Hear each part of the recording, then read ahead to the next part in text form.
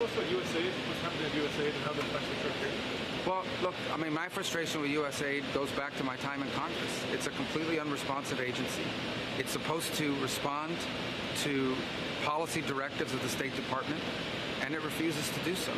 So the functions of USAID, there are a lot of functions of USAID that are going to continue, that are going to be part of American foreign policy, but it has to be aligned with American foreign policy. I said very clearly during my confirmation hearing that every dollar we spend and every program we fund, that will be aligned with the national interest of the United States.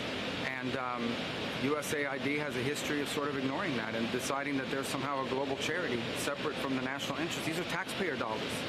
And so I'm very troubled by these reports that they've been unwilling to cooperate with people who are asking simple questions about what does this program do, who gets the money, who are our contractors, who's funded. And that sort of level of insubordination makes it impossible to conduct the sort of mature and serious review that I think foreign aid writ large should have. We're spending taxpayer money here. These are not donor dollars. These are taxpayer dollars. And we owe the American people the assurances that every dollar we are spending abroad is being spent on something that furthers our national interest. And so far, a lot of the people that work at USAID have just simply refused to cooperate. Are you currently in charge of USAID, or are you acting? I'm the acting director of USAID. I've delegated that authority to someone, but I stay in touch with him. And again, our goal was to go in and align our foreign aid to the national interest. But if you go to mission after mission and embassy after embassy around the world, you will often find that in many cases, USAID is involved in programs that run counter to what we're trying to do in our national strategy with that country or with that region. That cannot continue. USAID is not an independent, non-governmental entity. It is an entity that spends taxpayer dollars, and it needs to spend it, as the statute says, in alignment with the policy directives that they get from the Secretary of State, the National Security Council, and the President. And it's been 20 or 30 years where people have tried to reform it, and it refuses to reform. It refuses to cooperate. When we were in Congress, we couldn't even get answers to basic questions about programs.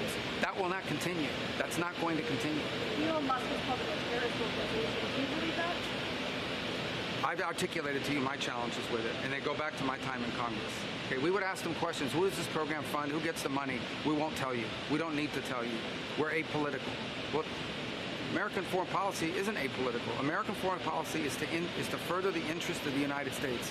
If someone wants to spend apolitical dollars, they should spend private dollars, go start a charity, and you can fund anyone you want. But if you're going to spend taxpayer money, then you need to spend it in furtherance of the national interest of the United States.